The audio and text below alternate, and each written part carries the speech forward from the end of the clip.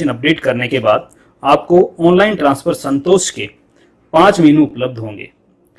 पहला hardship score, दूसरा eligible unit establishment, तीसरा इनएलिजिबल यूनिट एस्टेब्लिशमेंट, चौथा रिकॉर्ड चॉइस, पांचवा view revise choice. Hardship score पे क्लिक करके आप अपना हार्डशिप स्कोर देख सकते हैं। अगर आपका हार्डशिप स्कोर नहीं दिख रहा है, इसका मतलब आप इस साल एससीटी ट्रांसफर में नहीं। एलिजिबल यूनिट ऑब्लिक एस्टेब्लिशमेंट पे क्लिक करके आप देख सकते हैं कि इस एससीटी में आप कहां कहां अप्लाई करने के लिए योग्य हैं। एलिजिबल यूनिट लिस्ट के साथ यूनिट की लोकेशन व वहां पे उपलब्ध वैकेंसी भी आप देख सकते हैं, जो कि आपको चॉइस भरने में काफी मददगार होगा। इसी एलिजिबल यूनिट के लिस्ट में आपको अपने चॉइस को चुनना है। और in eligible unit oblique establishment आप क्लिक करके देख सकते हैं कि आप कहां के लिए योग्य नहीं है व उसका कारण क्या है। इसके बाद हम बात करते हैं इस वर्ष के एससीटी में अगर आपका ट्रांसफर डे है तो आप चॉइस कैसे भर सकते हैं। चॉइस भरने के लिए आप क्लिक करेंगे रिकॉर्ड चॉइस पर। इस पर क्लिक करने के बाद आपको 3 मेनू उपलब्ध होते हैं, summer change general, summer change special, summer change retention. General choice सभी को भरना जरूरी है। आइए अब हम बात करते हैं समर चेंज जनरल चॉइस भरने की। जैसे ही आप समर चेंज जनरल पर क्लिक करते हैं, आपको दिखाई देगा एलिजिबल कैटेगरी, उसमें कितने यूनिट उपलब्ध हैं और आपको मैक्सिमम कितनी चॉइस हर कैटेगरी में भर सकते हैं। हर कैटेगरी के यूनिट में से जिस यूनिट को आप सेलेक्ट करना चाहते हैं उस पर क्लिक करें। सेलेक्ट होते ही उसका रंग बदल जाएगा व एक टिक मार्क लग जाएगा। एक एक करके आप अपनी कैटेगरी के यूनिट को सेलेक्ट करें। जब स्क्रीन पर मैसेज आ जाएगा मैक्सिमम सिलेक्शन लिमिट रीच, तो आप समझ लें कि इस कैटेगरी में इससे ज्यादा यूनिट आप नहीं सेलेक्ट कर सकते। अगर आपको यूनिट चेंज करना है तो जिसको हटाना है उस पर दोबारा क्लिक करें, वह हट जाएगा। जिसको जोड़ना है उस पर क्लिक करें और उस पर लाल टिक मार्क लग जाएगा। यूनिट को चुनते समय वहां पर उपलब्ध वैकेंसी और रैंक, जो कि हार्डशिप स्कोर के आधार पर निकाला गया है, को जरूर देखें। आपका रैंक जितना कम होगा वह यूनिट मिलने की संभावना उतनी ही ज्यादा होगी। दूसरे कैटेगरी के यूनिट पर जाने के लिए सबसे नीचे जाकर नेक्स्ट का बटन दबाएं। अब आपको अगली कैटेगरी के एलिजिबल यूनिट नजर आएंगे। यहां पर भी आप अपने पसंदीदा यूनिट को चुनें। जब मैक्सिमम सिलेक्शन लिमिट रीच्ड का मैसेज आ जाए तो नीचे जाकर नेक्स्ट पर क्लिक करें। इसी प्रकार हर कैटेगरी में आप अपने पसंदीदा यूनिट का चुनाव करें। आखिरी में सारे चुने हुए यूनिट कैटेगरी वाइज एक जगह आ जाएंगे और आपको टोटल काउंट नीचे दिखाई देगा। अब जैसे यहां पर 28 यूनिट यूजर द्वारा चुने गए, अब आपको इन 28 यूनिट को वरीयता क्रम भरना है। वरीयता क्रम का मतलब आपका पहला, दूसरा, तीसरा, चौथा चॉइस इन 28 में से कौन सी यूनिट है। इन 28 यूनिट को आपको आपके वरीयता क्रम के हिसाब से 1 से 28 तक लगाना है।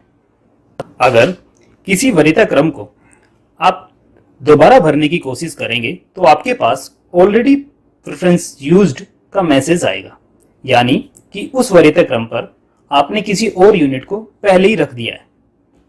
आप एक ही वरीयता क्रम पर 2 यूनिट को नहीं रख सकते हैं, अतः किसी एक यूनिट का वरीयता क्रम बदलें। अपने द्वारा सेलेक्ट किए गए सभी यूनिट को क्रमवार वरीयता क्रम में लगाएं।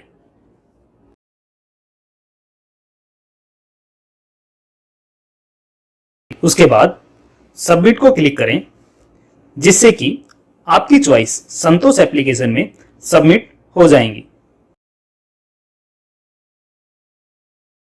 चुनी हुई यूनिट में अपनी नवीनतम रैंक जांच करने के लिए व्यू ऑब्लिक रिवाइज चॉइस पर क्लिक करें।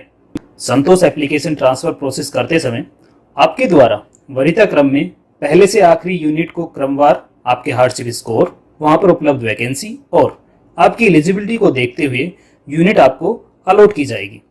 यह ध्यान रहे कि यदि अन्य कर्मी उसी इकाई के लिए आवेदन करते हैं, उनका हार्डशिप स्कोर आपसे अधिक या कम है तो आपकी रैंक बदल सकती है। यदि आप चुनी हुई यूनिट को बदलना चाहते हैं तो कृपया एडिट बटन पर क्लिक करें। यूनिट को चुनने और वरीयता देने की प्रक्रिया को दोबारा दोहराएं।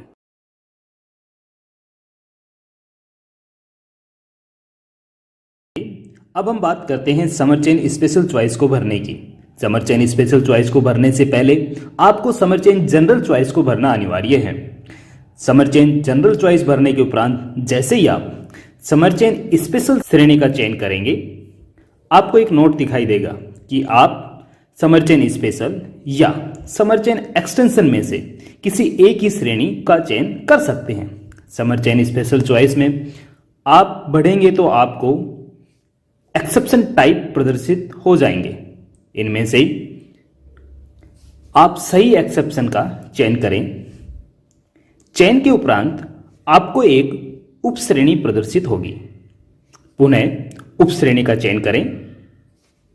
उप श्रेणी का चयन करने के उपरांत प्रासंगिक दस्तावेज प्रकार का चयन करें। इसके पश्चात सेलेक्ट योर फाइल पर क्लिक करें तथा प्रासंगिक दस्तावेज को पीडीएफ प्रारूप में जिसका आकार 250 KB से ज़्यादा ना हो अपलोड करें। इसके बाद नेक्स्ट क्लिक करें, जिसके उपरांत आपको सीआरपीएफ के सारे प्रतिष्ठान क्लस्टर के तौर पर दिखाई देंगे।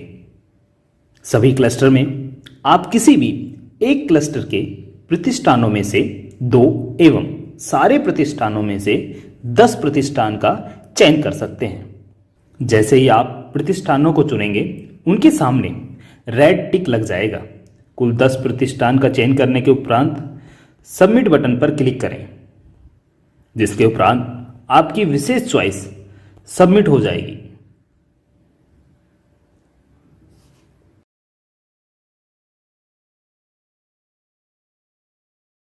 अब हम बात करते हैं समर चेन रिटेंशन को भरने की। समर चेन रिटेंशन को भरने से पहले आपको समर चेन जनरल चॉइस को भरना अनिवार्य है।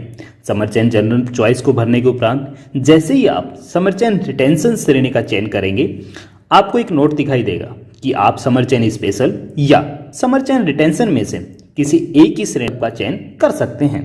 समर चेन रिटेंशन में आप बढ़ेंगे तो आपको एक ड्रॉप डाउन मेनू में रिटेंशन के विभिन्न प्रकार मिलते हैं। इनमें से सही विकल्प का चयन करें। चयन के उपरांत आपको नीचे दिए गए टेक्स्ट बॉक्स में आपका अनुरोध कारण 200 शब्दों में अंकित करें। इसके उपरांत यदि आप संबंधित दस्तावेज अपलोड करना चाहते हैं तो सेलेक्ट योर फाइल पर क्लिक करें तथा प्रासंगिक दस्तावेज को पीडीएफ प्रारूप में जिसका आकार 250 KB से ज़्यादा न हो अपलोड करें। अपलोड करने के बाद नेक्स्ट पर क्लिक करें, जिसके उपरांत आपकी रिटेंशन चॉइस